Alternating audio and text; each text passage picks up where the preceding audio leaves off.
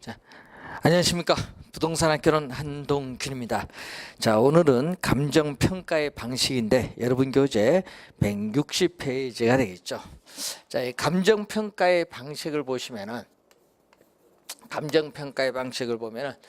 자, 우선은 161페이지 보시면은 원가 방식이 나오는데 이 평가에 3방식이 있습니다. 원가 방식, 수익 방식, 비교 방식인데 제일 먼저 이 원가 방식이 나오고 있습니다.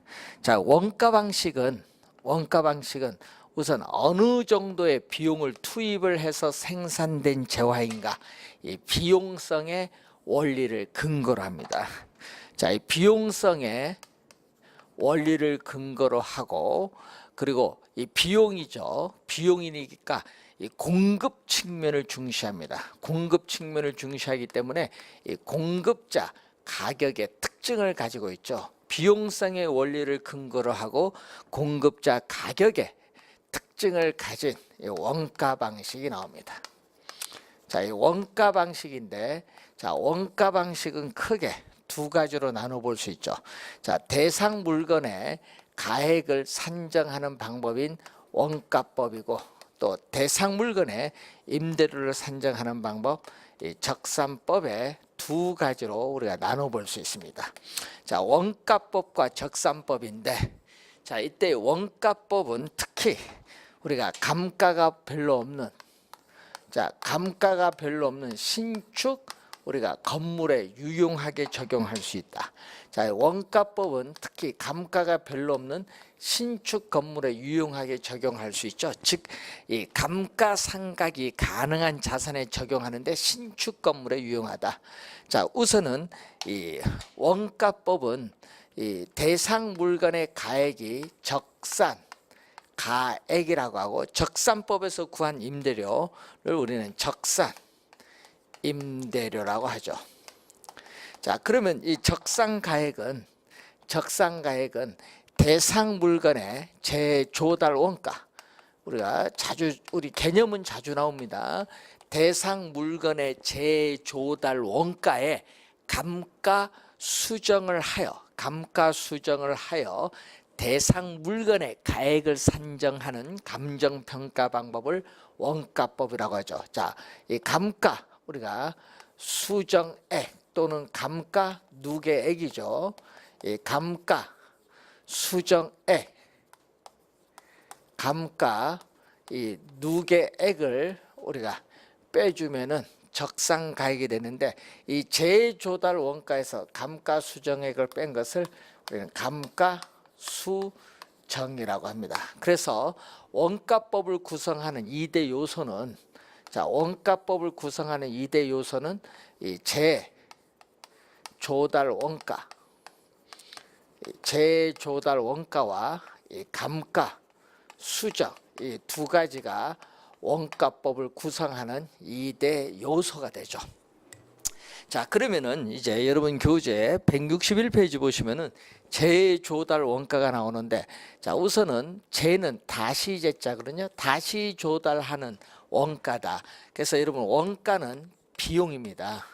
자, 원가는 비용과 같은 말, 영어에 코스트란 번역을 했는데 원가는 비용과 같은 말이다. 그럼 재조달 원가는 재조달 비용이다, 이렇게 보시면 되는데, 자, 이 재조달 원가에 우선 개념을 보면은 이 기준 시점, 이 평가 대상 물건을 재생산 또는 재취득하는데 소요되는 적정한 원가, 비용의 총액인데 무슨 시점이냐 하면 이 기준 시점이죠.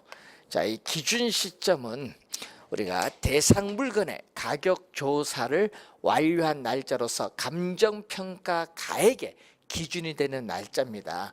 그래서 이 기준 시점이란 걸 항상 염두에 두셔야겠죠.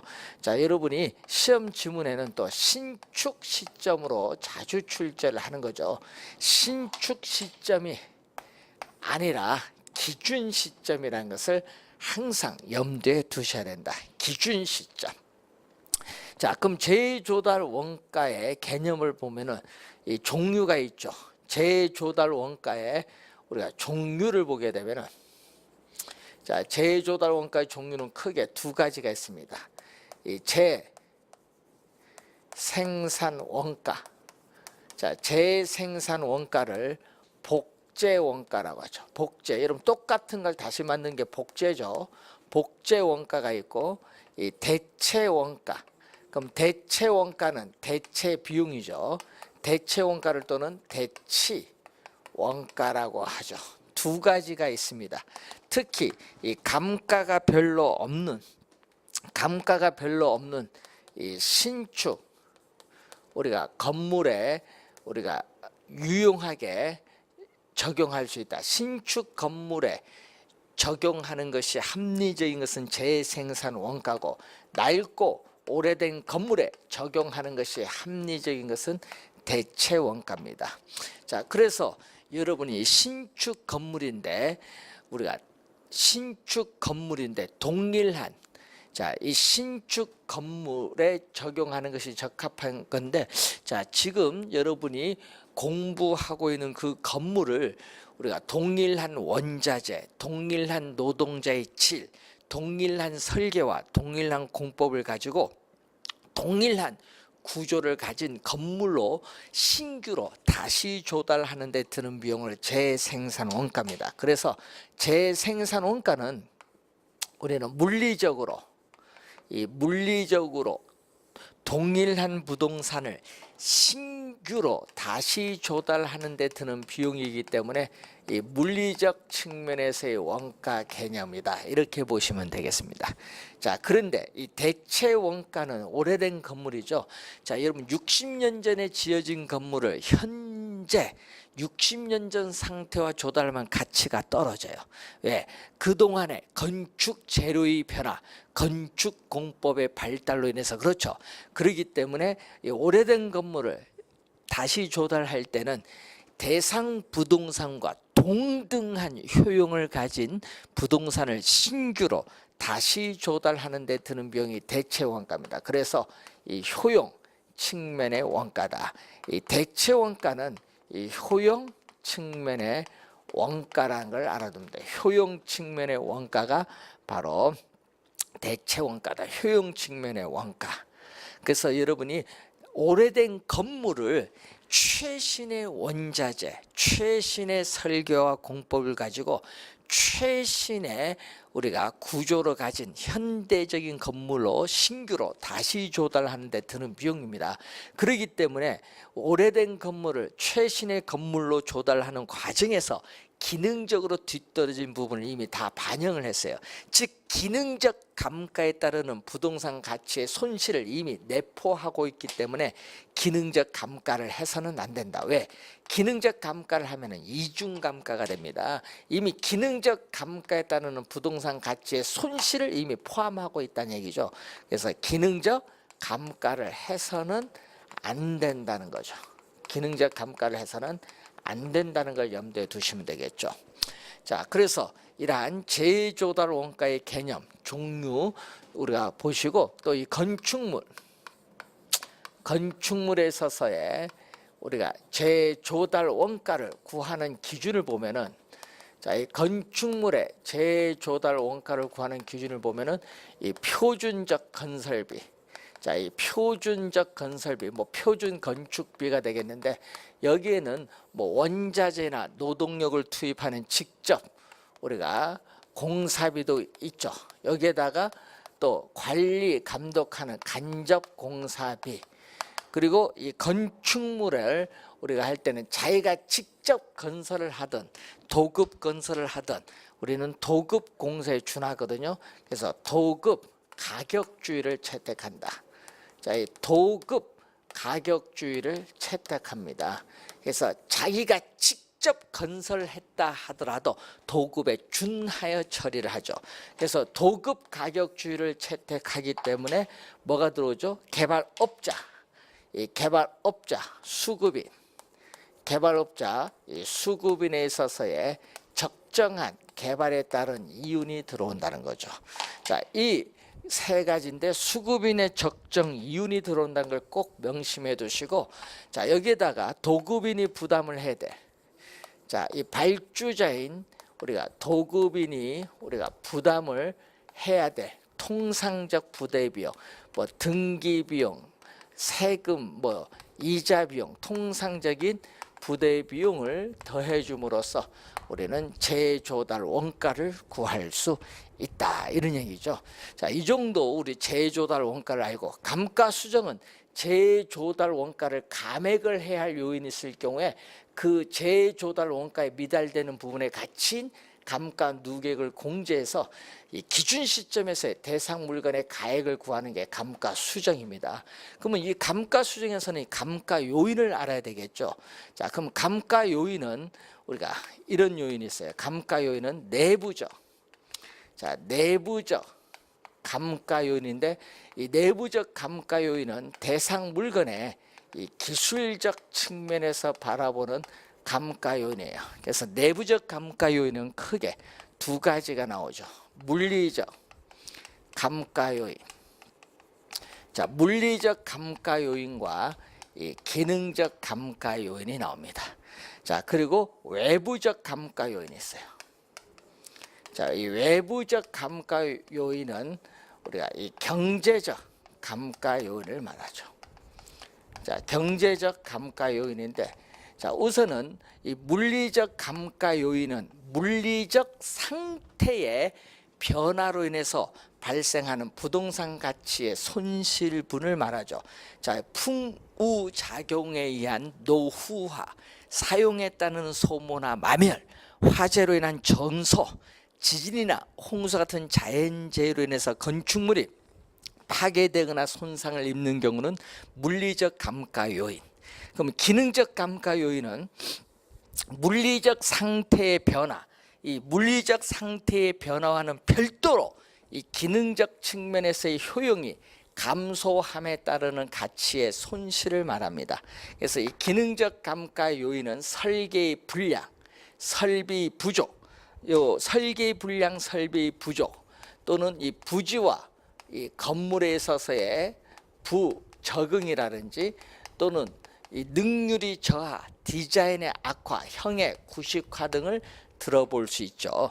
기술적 측면에서 바라보는 거고, 대상 물건 자체와는 관계없이 외부적 요인에 의한 부동산 가치의 손실이 경제적 감가 요인인데, 경제적 감가 요인은 부동산이 속해 있는 지역인 인근 지역이 쇠퇴한다든지, 자, 이 공업 지역 내에 주택이 있으면은 공업 지역의 표준적 사용의 주택은 어울리지 못해서 주택 가격이 하락하죠. 또 대상 물건이 시장성, 매매 임대될 가능성이 감퇴된다든지 하면은 이 경제적 감가 요인이 되죠. 또 학제에 따라서는 또 우리가 법률적 부동산 소유권이 불안전하다, 이런 법률적 감가 요인을 또 포함시키기도 하는데, 우선은 이 세 가지 감가 요인을 우선 여러분이 기억을 좀 우리가 해두시면 되겠습니다. 자, 163페이지 보시면은 감가 수정 방법이 나오는데, 자, 이 감가 수정 방법 종류 정도만 기초에서는 우리가 이해를 하면 되겠네요. 종류 정도만. 자, 감가 수정하는 방법은 우선 이 경제적 내용 연수를 기준, 이 경제적 우리가 내용 연수를 기준으로 한 정액법, 이 경제적 내용 연수를 기준으로 한 우리가 정액법, 정율법, 우리가 또는 상환기금법 중에서 대상 물건에 우리가 적정한 방법을 선택을 해야 되는데, 특히 이 건물, 구축물 등의 평가에서는 정액법, 또 우리 기계, 기구 등의 동산에는 정률법, 우리가 이 광산 등에 있어서 우리가 내는 상환기금법을 적용하죠. 자, 그리고 이 경제적 내용 연수 말고 또 감정평가사가 대상 물건을 직접 관찰해서 구하는 관찰 감가법이 있고, 자, 그리고 우리가 또 분해법이 있습니다. 분해법. 감가 수정하는 방법은 크게 이렇게 우리가 나누고 있다. 자, 이 내용의 세부적인 것은 우리가 나중에 자세히 배우는데, 정액은 일정한 금액이거든요. 대상 물건의 가치가 매년 일정한 금액씩 감소한다는 전제하에 구하는 방법이고, 정률은 대상 물건의 가치가 매년 일정한 비율로 감가된다는 전제에서 구하는 방법을 의미하죠. 자, 이거는 매년 회수되는 상각액이 국공채와 같은 안전한 자산에 투자, 운영한다고 가정했을 경우에 이 광산의 수명이 다 됐을 때의 감가상각 누계액과 국공채에 투자한 원리금 상환액이 서로 같게끔 매년 일정한 금액을 상각하는 방법이 상환기금법이죠. 이 개념을 간단히 설명했는데 이 관련된 내용은 우리가 기본서 교재를 통해서 자세히 배우는데 이 방법 정도만 기억을 좀 우리가 해두시면 되겠습니다. 자, 여러분 교재에 165페이지에 적산법이 나오죠. 적산법은 대상 물건의 기초가액, 자, 대상 물건의 기초가액에 이 기대 이율을 곱하여 산정한 기대 이율을 곱하여 산정한 이 기대 수익에 대상 물건을 계속 임대하는 데 필요한 경비를 더하여 대상 물건의 임대료를 산정하는 감정평가 방법을 적산법이다. 자, 요 네모 안에 들어갈 말 무엇입니까? 자, 요 16회 그리고 27회 시험에 출제했죠. 요 네모 안에 뭐 들어가냐? 기대율이고, 또 요 네모 안에 또 여기 들어갈 말 뭐냐? 우리가 필요한 경비죠. 그래서 또 우리가 사정 보정으로 또 우리가 출제를 또 한번 했는데, 사정 보정이 아니라 대상 물건을 계속 임대하는 데 필요한 경비를 대준다는 거 얘기죠. 요 수식이 또 시험 문제에 자주 출제가 되는 수식이라는 걸 염두에 두시고, 이 기대 이율은 임대차 물건을 취득하는데 투하된 자본, 투자 금액에 대한 임대 수익과의 비율로서 우리는 임대차 기간 동안에 적용되는 임대차 기간 동안에 적용되는 단기적 이율이라는 것을 염두에 두시면 되겠습니다. 자, 그리고 166페이지로 오시면은 비교 방식이 이제 나오죠.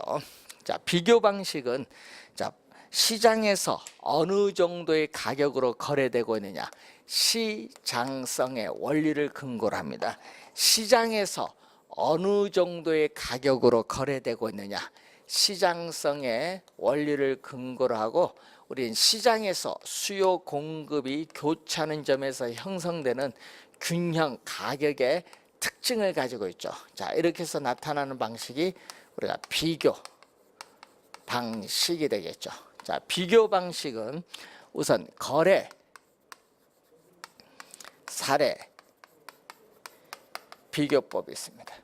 자, 거래 사례 비교법이 있고, 자, 또 토지인 경우에는 자, 토지를 감정평가하죠. 감정평가업자는 이 토지를 감정평가할 때에 공시지가 우리가 기준법을 적용하여야 한다라는 거죠. 자, 그리고 임대 사례 비교법이 있습니다.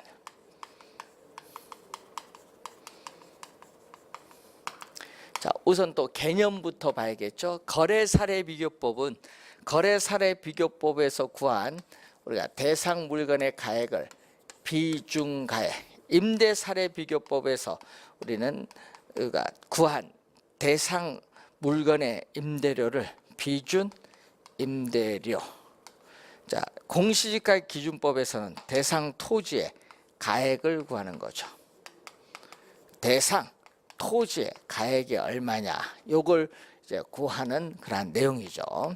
자, 그러면은 우선은 이 거래 사례 비교법은 대상 물건과 가치 형성 요인이 같거나 비슷한 물건의 거래 사례와 비교하여, 그래서 사례 우리가 물건에 있어서의 가액이 나오죠. 이 사례 물건의 가액에 뭐를 대상 물건의 현황, 현재 상황에 맞게 사정, 보정, 시점, 수정, 가치 형성 요인 비교, 가치 형성 요인 비교 등의 과정을 거쳐 대상 물건의 가액을 산정하는 감정평가 방법을 거래 사례 비교법인데, 이 가치 형성 요인의 비교는 우리가 지역 요인에 대한 비교와 개별 요인 비교가 있겠죠. 자, 여러분이 이 26회 시험에 요 네모 안에 들어갈 말 무엇입니까? 26회 시험에 출제했죠. 사정 보정이 우리가 또 정답이었습니다. 자, 그러면 또 임대 사례 비교법 개념을 보면은, 임대 사례 비교법은 거래 사례 비교법을 그대로 준용합니다. 대상 물건과 가치 형성 요인이 같거나 우리가 비슷한 우리가 물건의 임대 사례와 비교하여, 그래서 사례 물건의 임대료가 나오겠죠. 비교하여 또 사정 보정,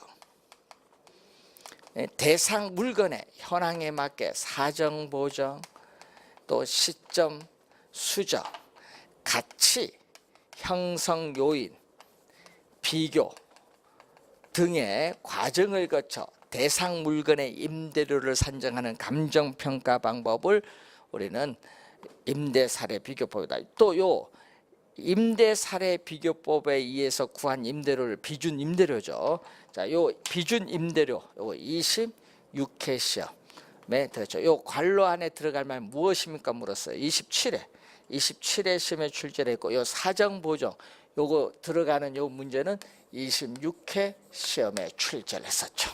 그래서 우리 개념을 묻는 내용을 가장 묻고요. 공시지가 기준법에서 절차, 이 개념에 대한 절차를 묻는 문제가 25회 시험에 출제했죠. 절차. 그래서 절차가 바로 뭐죠? 대상 토지와 가치 형성 요인이 같거나 비슷하여 유사한 이용 가치를 지닌다고 인정되는 표준지의 공시지가를 기준하죠. 자, 이 표준지의 공시지가를 기준으로 하여, 중요한 건 표준지를 선정하는 과정에서 사정 보정을 다 감안했어요. 그래서 사정 보정이 들어오면 안 됩니다. 표준지 공시지가를 기준으로 하여 바로 시점 수정이 옵니다. 여러분이 사정 보정이 안 온다는 걸 꼭 명심해야 돼. 표준지 공시가를 사례로 수집을 했을 때는 사정 보정을 할 필요가 없다. 꼭 기억해 두셔야겠죠. 시점 수정, 지역 요인 및 개별 요인 비교. 자, 지역 요인 및 우리가 개별 요인 비교, 그리고 그 밖에 요인 보정. 자, 그 밖에 요인 보정의 과정을 거쳐 대상 토지의 가액을 산정하는 감정평가 방법을 공시지가 기준법이라고 하죠. 이 절차, 표준지 공시지가와 관련해서 비교 표준지 선정, 시점 수정, 지역 요인 비교, 개별 요인 비교, 그 밖의 요인 보정, 5 순서로 이루어졌다는 것을 25회 시험에 출제를 했습니다. 이 개념을 계속 묻죠. 25회, 26회, 27회 이 개념을 묻는 문제를 계속 출제하고 있고요. 이 거래 사례가 있는 부동산은 모두 적용이 가능하기 때문에 평가의 3방식 중 가장 중추적인 역할을 하고 있는 것이 거래 사례 비교법인데, 자, 그러면 거래 사례 비교법에서 이 거래 사례를 수집하는 기준이 있죠. 이 기준을 우선 보면은 첫 번째가 사정 보정의 가능성이 있습니다. 자, 뭐 여러분 사정이 있으면 보정한다는 얘기인데, 자, 여러분이 이 대상 물건이 뭐 정상적인 거래가 아니다는 얘기죠. 자, 그래서 사례 물건은 정상적인 것 또는 정상적인 것으로 보정이 가능해야 된다 얘기예요. 자, 그래서 사례 물건은 시장에서 정상적인 사례가 돼야 돼. 정상적인 것, 또 정상적인 것이 아니더라도 우리가 정상적인 것으로 뭐 보정이 가능한 정상적인 것으로 고칠 수 있다. 보정이 가능한 사례를 뭐 해야 된다? 수집을 해야 되겠죠. 자, 그러면은 사정 보정 요인이 나오겠죠. 자, 여러분 사정 보정 요인을 보면은 자, 이 경매 물건을 싸게 낙찰받았으면은 정상적인 시장 가치로 고치기 위해서는 어떻게 돼요? 증액을 해야겠죠. 증액을 해야 할 사정 보정 요인이고, 정상적인 시장 가치보다 더 높게 비싸게 거래가 이루어졌다. 그럴 때는 정상적인 시장 가치로 우리가 고치기 위해서는 감액을 해야겠죠. 그래서 사정 보정 요인으로서는 증액을 해야 할 사정 보정 요인, 감액을 해야 할 사정 보정 요인 두 가지죠. 저가 거래냐 고가 거래냐 두 가지 요인이 나타납니다. 그래서 사정 보정의 가능성이 나타나고, 두 번째는 시점, 이 수정의 가능성, 이 시점 수정의 가능성을 시간적 유사성이죠. 자, 여러분이 사례 물건의 가액, 자, 사례 물건의 가액이 3억 원이다. 자, 2016년 3월 1일이 거래가 되었다. 거래 시점입니다. 거래 시점인데 평가 대상 물건이죠. 자, 평가 대상 물건의 기준 시점은 2016년 12월 1일이다. 자, 이 기준은 변하지 않거든요. 이 기준 시점은 변하지 않는다. 자, 이렇게 거래한 날짜와 기준 시점이 다르다. 이렇게 시간적으로 불일치할 경우에는 시간적으로 일치시켜줘야 돼요. 그래서 거래 시점에 사례 물건의 가액을 기준 시점의 가액으로 정상화시켜주는 작업을 시점 수정이라고 해요. 그래서 이 거래 시점은 분명해야 됩니다. 이 거래한 날짜를 모르면요, 시점 수정을 할 수 없기 때문에 어떻게 돼요? 사례를 수집할 수 없어요. 거래 시점은 분명해야 된다. 이 날짜를 알 수 있어야 되겠고, 이 거래 시점이고 이 기준 시점은 기준이니까 변하지 않거든요. 이 거래 시점에서 기준 시점까지 가격 변동 요인을 모두 구할 수 있는 사례를 수집을 해야 됩니다. 자, 그리고 우리는 사례를 수집할 때는 2016년 12월 1일 이 날짜에 가장 가까운 최근의 사례를 수집하는 것이 오차가 적기 때문에 효과적이다. 왜냐? 두 시점 사이에 가격 변동 요인 사이에는 오차가 존재하기 때문에 그렇습니다. 그래서 여러분이 시점 수정에 대한 그러한 내용을 우선 확인을 한번 해봤습니다. 자, 세 번째는 위치의 유사성이죠. 자, 여러분이 부동산은 용도가 다르면 가격 차이가 심하죠. 그래서 부동산은 용도는 동일해야 돼요. 즉 사례 물건은 대상 물건과 용도는 동일하고 위치는 될 수 있는 대로 가까운 지역에서 수집을 해야 된다. 그래서 이 위치의 유사성을 우리는 지역, 요인, 비교의 가능성이라고 한다. 자, 그래서 우리가 사례를 수집을 할 때는, 자, 사례 수집을 할 때는 이 감정 평가의 대상의 부동산에 속해 있는 인근 지역에서 수집을 하든지, 아니면은 이 인근 지역에서 수집을 못할 경우에는 이 사례 수집의 최원방 권역인 동일 수급권 내부에 있는 이 유사 지역에서 수집을 해야 된다는 내용이죠. 자, 인근 지역이죠. 이렇게 대상 감정 평가의 대상 부동산에 속한 지역이 인근 지역인데, 이 인근 지역에서 여기서 뭐를 수집한다? 사례를 수집을 한다는 얘기죠. 자, 인근 지역에서 사례를 수집 못한다. 그럼 여기 동일 수급권이야. 사례 자료 수집의 최원방권인 동일 수급권인데 이 안에서만 수집을 해야 되는데, 이 동일 수급권 안에 있는 인근 지역에 여기 감정 평가의 대상이 된 부동산이 속해 있는 지역인데 이 지역에서 사례를 수집을 하지 못한다. 그러면 동일 수급권 내부에 있는 이 유사 지역, 여기서 뭐를 수집한다? 사례를 수집을 하는 거예요. 자, 이 얘기죠. 그래서 인근 지역 또는 동일 수급권 내 유사 지역에서 사례를 수집을 해야 된다는 그러한 내용입니다. 자, 이게 위치의 유사성이고, 자, 네 번째는 물적 유사성이죠. 물적 유사성은 이 개별 요인 비교 가능성입니다.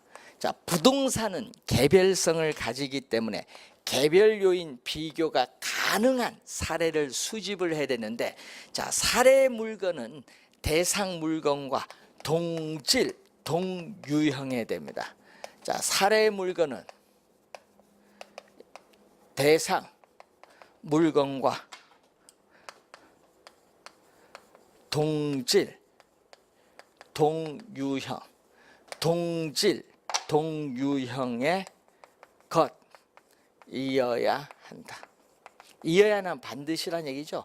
그래서 여러분이 사례 물건이 아파트, 대상 물건이 아파트면 사례 물건 아파트, 대상 물건이 목조 건물이면 사례 물건도 목조 건물, 이렇게 구해야 된다는 얘기죠. 자, 대상 물건이 석조 건물인데 사례 물건은 목조 건물을 구하면은 어떻게 돼요? 사례를 수집할 수 없습니다. 그래서 동질, 동유형의 것이어야 한다는 것을 염두에 두셔야 되겠습니다. 이렇게 사례를 수집하는 기준, 우선 4가지 기준 정도 있다, 이렇게 보시면 되겠습니다.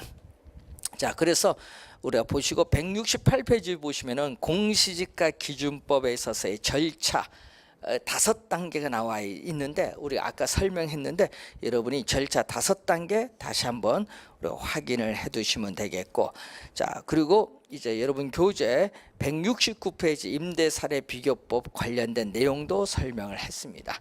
자, 그리고 이제 169페이지에 이제 수익 방식이 남아 있는데, 수익 방식과 부동산 가격 공시제도는 우리가 잠시 쉬고 맨 마지막 시간에 정리를 하도록 하겠습니다. 수고 많으셨습니다.